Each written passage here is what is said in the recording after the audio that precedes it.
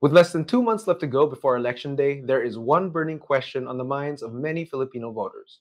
Who will be elected to the highest positions in the land come May 9, 2022? I am Areli Sensuat, Executive Director of PUBLiCUS Asia Inc, and I will be reporting the results of the March 9 to 14 National Election Tracker Survey on today's episode of the PAHAYAG Election Report. This survey is part of our PAHAYAG 2022 Election Survey Series, which aims to provide the general public with the latest data on the state of the race for President, Vice President, Senator, and Party List Representative as we approach Election Day on May 9, 2022. The 2022 Election Survey Series is brought to you in cooperation with our exclusive media partner, the Manila Times. We hope to spark greater political participation and engagement among Filipino voters, especially the youth, in pursuit of record-high voter turnout in the hotly contested May 2022 election. Between March 9 to 14, 2022, PUBLiCUS Asia Inc. asked 1,500 registered Filipino voters to provide insights into their voting preferences and general sentiments on the May 2022 elections. The members of our National Purposive Survey panel were randomly selected from the research panel marketplace of 200,000 Filipinos maintained by the Singapore office of US-based PureSpectrum, a panel marketplace with multinational presence. Parameters based on respondent age, gender, and location were also utilized in the sample formulation in order for the resulting sample to conform more closely to the features of the voting population as defined by statistics from the COMELEC. Samples provided by PureSpectrum are not affiliated with any bias or political party. All opinions voiced in the interpretation and analysis of data are those of the writer and/or project sponsor. The national sample margin of error was 3%. The margin of error in NCR was around 7% and 5% in other island groups. For more information on the sample survey and methodology, please visit our website, publicusasia.com. And now, on to the results. Former Senator Ferdinand Bongbong Marcos Jr. remains on top of the presidential race on our March 9 to 14 survey with 55% of the vote. Vice President Leni Robredo remained in second place with 21% of the vote. Coming in third is Manila Mayor Isko Moreno Domagoso with 8% of the vote. Almost 8% of respondents also said they were undecided about their vote for president in the coming election. Domagoso was followed by Senator Ping Lacson at 4% and Senator Manny Pacquiao at 2%. Davao City Mayor Inday Sara Duterte was the top choice among respondents for vice president, earning 56.5% of the vote. Senator Kiko Pangilinan, Doc Willie Ong, and Senate President Tito Soto came in a three-way tie for second place in the vice presidential race. Pangilinan earned 12.8% of the vote for VP, followed by Ong at 10.6% and Soto at just under 10%. Around 7.7% of respondents were undecided about their vice presidential vote. Meanwhile, the senatorial results of our survey suggest more clarity in the top 9 spots and fierce competition among 10 other senatoriables for the final 3 slots. Sorsogon Governor Chis Escudero was the top choice among respondents for senator, with almost 49% of the vote. He was followed by Taguig Representative Alan Peter Cayetano with 41.6% of the vote. Antique Representative Lorne Legorda came in next with 39.5%. Rafi Tulfo came in fourth place at 38.4%, and in fifth was Senator Win Gatchalian at 38.3%. They were followed closely by former Secretary Mark Villar at 34.9% and Senator Risa Hontiveros at 32.2%. Senate Majority Leader Mig Zubiri came in 8th place with 31.2% of the vote, followed by Attorney Chel Diokno at 29.5%. A mix of established senatorial brands and new faces populate the competitive zone between the 10th and 19th place rankings, with all 10 candidates in striking distance of the final 3 Senate seats. They are Senator Joel Villanueva at 25.9%, Larry Gadon at 25.1%, Robin Padilla at 25%, former presidential spokesperson Harry Roque at 24.7%, Senator Richard Gordon at 23.9%, former Defense Secretary Gibot Teodoro at 23.3%, former Senator J.V. Ejercito at 22.7%, former Quezon City Mayor Herbert Bautista at 22.1%, and former Vice President Jojo Binay at 21.1%. The March 9 to 14 survey was also the first time that we asked respondents about their voter preference for party lists. Significantly, 18.5% of voters were still undecided about their party list vote. However, 8 party lists managed to meet the 2% vote threshold to secure at least one seat in Congress. They are ACT CIS, Gabriela, Kabayan, Ako Bicol, United Senior Citizen, Kamalayan, Ako OFW, and AGAP. On our issues module, the Philippine economy and jobs remain to be the top 2 issues of concern among our respondents. These issues were followed by education, corruption, and poverty. And now joining us to provide more insights onto the data is the Chief Data Scientist of PUBLiCUS Asia Inc, Dr. David Barua Yap Jr. Hi, David. Thank you for joining us again today. Ahoy! It's good to be back. So, David, what did you find interesting about our presidential survey results for the March 9 to 14 survey? The biggest point of interest in our latest survey is that the rankings for the presidential race remain virtually unchanged since last year. While it is true that former Senator Marcos increased his preference share from around 52% to a little over 55% in our latest survey, these numbers remain generally in line with his longer-term averages. The same can be said for Vice President Robredo and Manila Mayor Isko Dumagoso. So, David, our March 9 to 14 survey is the first to present a snapshot of the election and the campaign in the month of March, with all that has happened since the campaign period started in February. Despite this, there has been not so much movement, as you said, in the needle in the presidential race. To what way we attribute this? Let me break that down into several parts. Let's begin with debates. As I mentioned in our older video or videos, when you consider the people who watch debates, especially the ones for president or vice president, we find that people heading into the debates, meaning watching, hoping to watch the debates, already have a candidate in mind, which means that it isn't that they are going to watch the debates to be convinced otherwise.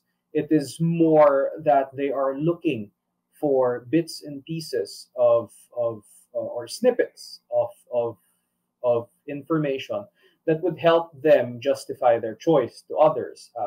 That's my sense. When it comes to rallies, the consider who attends rallies. When you look at rallies, whatever the color, it is mostly populated. It's the vast majority of people who attend rallies are already supporters of that particular candidate. And if you consider this very important point, you realize that this isn't for conversion primarily. It is to reinforce to the base that we are a lot of people. And if you consider candidates polling at 10, 20%, and then you scale that up to the population, not just the number of voters, because of course we can abstract from that for the moment, but if you consider the population of non-child Filipinos, let's put it at 80 million. 10% or 20% of 80 million is still 16 million. That is more than enough to fill up a whole lot of rallies, both in the Metro Manila area and outside, particularly in highly urbanized cities. That's very interesting that you would mention that, David, because we've been seeing a lot of things on in the air war and social media trying to quantify voter sentiment, such as attendance in rallies or engagement on Google Trends and social media. But ultimately, are these credible or even useful ways to measure voter preference going into an election? I think it's instructive to point out that Google Trends in itself points out that the statistics that they post or the statistics that they give out to the public are not to be confused with polling data.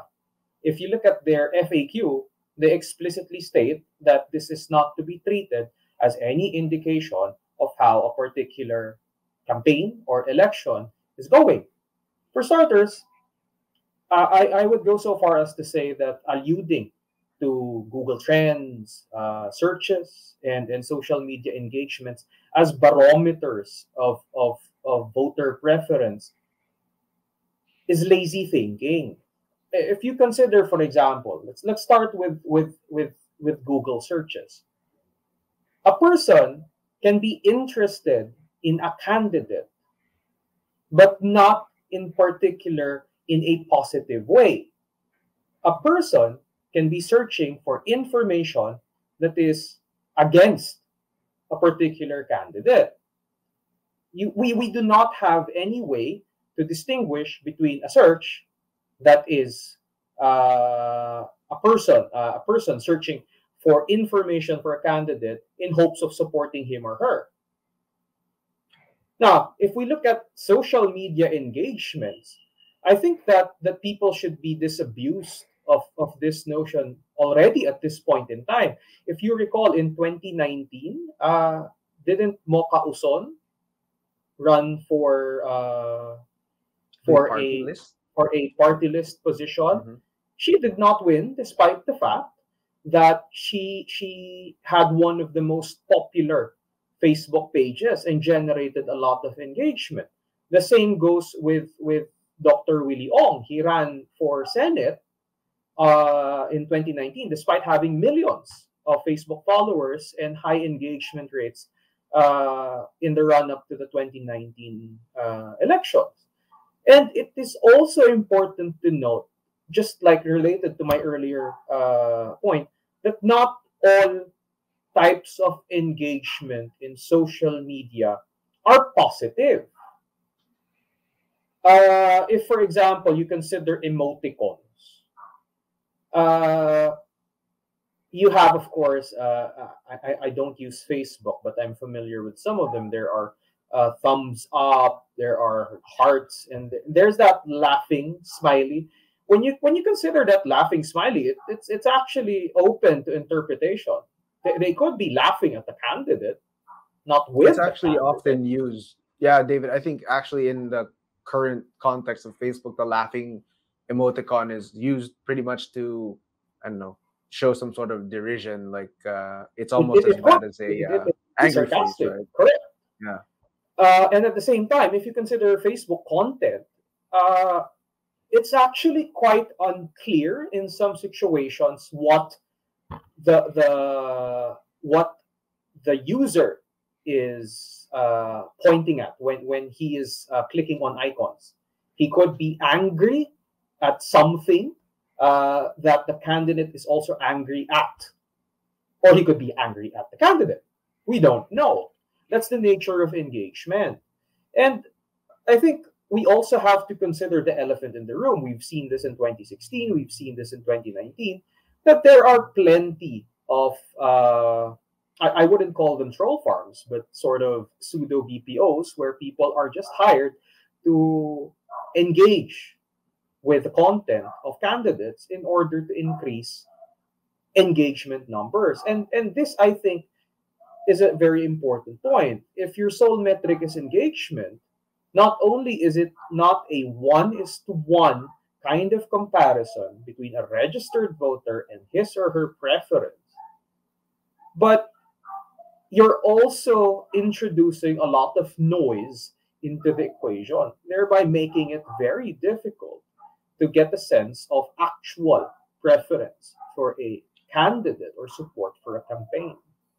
Now, David, let's compare this to a survey because obviously, what some others are saying in support of the engagement theory is that it's a much larger sample. There's the usual fallacies of 1,500 respondents lang yun, etc. But how is a survey more accurate or more useful in determining voter preference as compared to things like Google Trends or similar big data interventions? So as I mentioned earlier, it's at the very least, we don't have repeat samples in the sense that for every given survey, one person counts for only in this case, a pseudo vote. One person, one pseudo vote.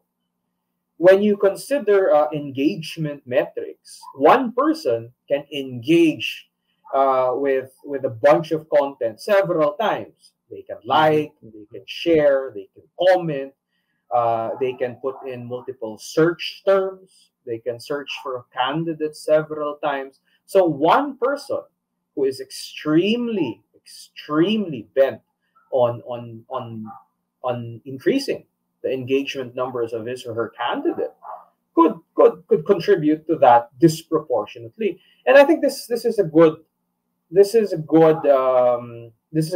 point. This is a good time to introduce the Pareto Principle.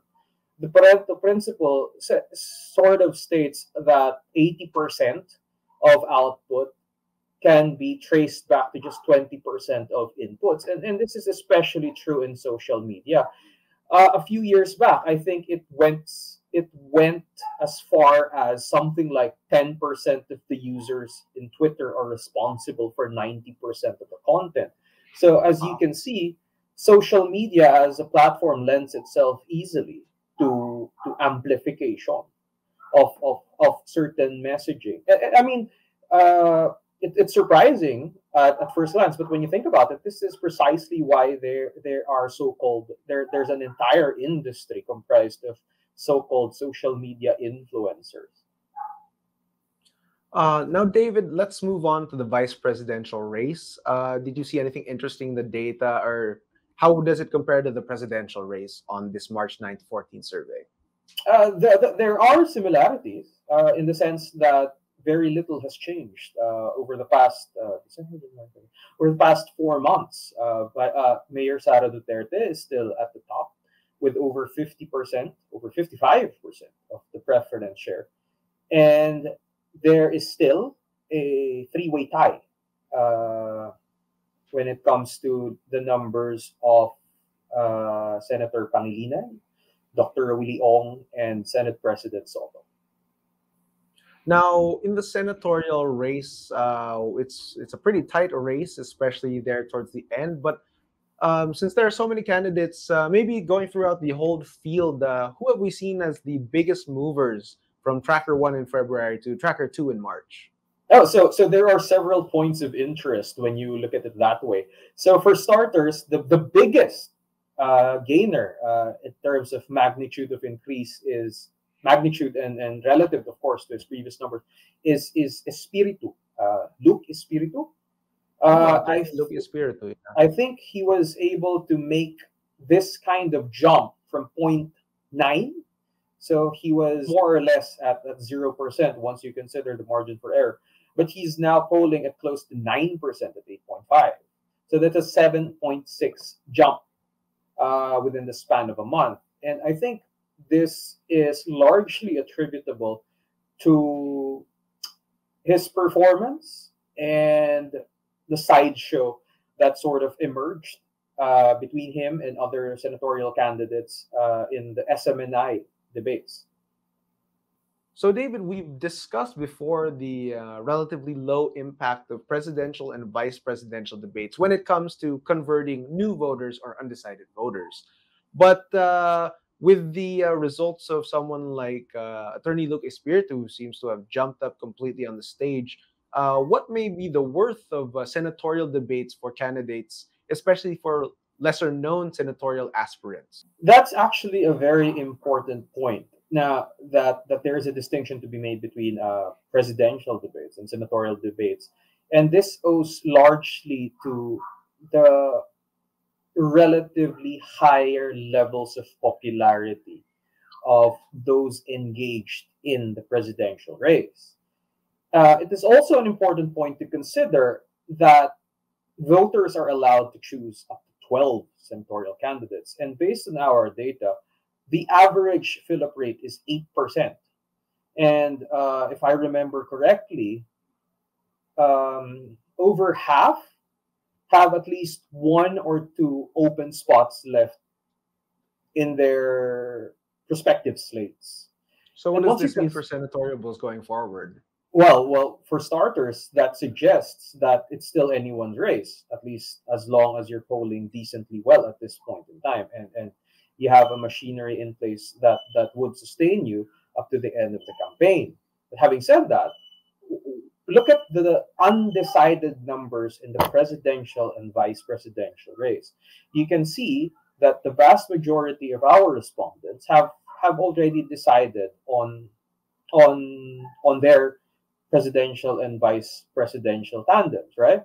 But if you look at, as I mentioned earlier, if you look at their senatorial choices, there's still a lot of room, so to speak. And this means that we can expect these sort of jumps, like what we observed for Luke Espiritu. Another example is Carl Balita. Uh, we can expect these kinds of jumps in the senatorial race because there are still a lot of technically undecided voters. Based on the current context of the election, what do you think that senatorial aspirants could do to maybe move their way up into the competitive zone or even move themselves up into the top 12? And I think especially we might want to focus on those in the 10 to 19th place competitive zone, which is, as it is named, highly competitive. And I think it will really come down to a close vote share come May 9th. Definitely. I think that the key for candidates at this point in time, with less than 2 months to go, is to find a way to differentiate themselves from the other candidates in their quote unquote peer group. If you consider the debates, if you consider, for example, the case of Luke Espiritu, Carl Balita, they were able to, borrowing the parlance from sports, they were able to pop off in a venue, and that gave them a burst of popularity. A lot of this has to do with the virality of the content that they were able to put out in a decently viewed kind of event, and a lot of it has to do with the depth of the content that they are offering. I think that those kinds of debates are venues in which candidates can provide voters with something compelling. And unlike in presidential venues or vice presidential venues, senatorial candidates have more leeway in pushing for more drastic reforms because they aren't particularly tied down to one side or the other. So, as was the case with Luke Espiritu, I think he even went so far as to say outright that abortion uh, should be the choice of women. And if you consider the past several months, no candidate for president or vice president has openly voiced that kind of opinion. It's So I think something that's completely new, and it's honestly something new, something extremely interesting, controversial, especially in our something context. So, controversial. Correct. So while it may turn off a lot of voters, right? While it may turn off a lot of voters, if you consider the calculus for a senatorial candidate, you don't need 50%. yeah, You don't right. need the majority of voters to choose you. Historically speaking, you would be okay with something like 30%. And if it's a contested election with a more dispersed distribution of voters across candidates, then maybe you can even get away with something a little less than 30%. So controversial, hard hitting kinds of opinions can prove to be instrumental in senatorial campaign. Because if they're headline worthy, then they're probably also vote getting somehow, right? Correct. I think it's also important to point out that uh, we can see the inverse of that argument when you look at established senators or senators seeking re-election or senators seeking to return to the Senate. They are more moderate. They are more play it safe. So I think that new names have this sort of freedom that older names do not have. Yeah. So, David, finally, for the first time in this survey, we tried to test party list voter preference. Uh, did you see anything interesting in the data for our party list results? Well, what's interesting is that most people actually don't have a party list in mind.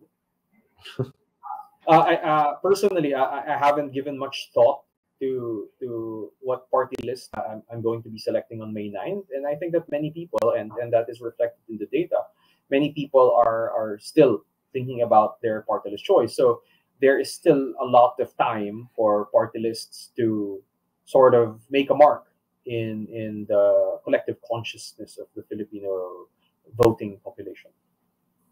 I also agree. I think there's a lot of space left for party lists, and with that in mind, David, as we discussed with senatorials, how they can make their impact. How do you think party lists could make an impact on voters and maybe sway more voters to their side as we approach election day? I think the party lists have a bigger challenge ahead of them in the sense that people can only choose one, right? Mhm. People can only choose one party list, and this makes it a bit more challenging because if a senatorial candidate can say just add me in your list, and if you have free spots, then why not, right? But for a party list, there is like if you choose one party list, that's it. You can't compromise and pick two or three. So the each party list, in order to succeed, I think they have to be able to pin down who they are representing and campaign hard in that particular sector or sectors, if ever the case may be. They have to consider how they can also block off party lists that are similar to them. If you review the list of party lists, you can see that there are several instances. There are plenty of instances wherein you see, hey, this party list seems sort of familiar, but then you look back at the list, and so they're both catering to this sector or that. So there's also that problem of competition for party lists with similar advocacies.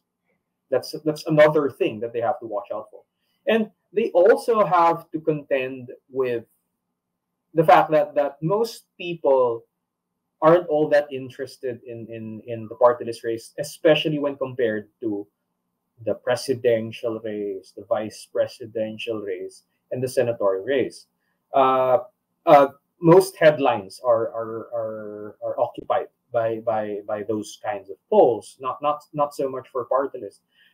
But I think that the inverse of this, there's a silver lining to this. It means that they can more or less focus their campaign on their targeted demographics or the targeted sectors with less external interference. Now, David, we're almost at the close of the show, but maybe I'll give you a chance if you have anything else that you want to say about our March 9 to 14 results, or maybe anything to announce for upcoming survey results. I do have an announcement. So while people are going through our March national tracker results, we would be hard at work with our second NCR tracker survey. That's a So we busy have a time very ahead. full, yes. So we are going to be providing election related content almost nonstop in the coming weeks.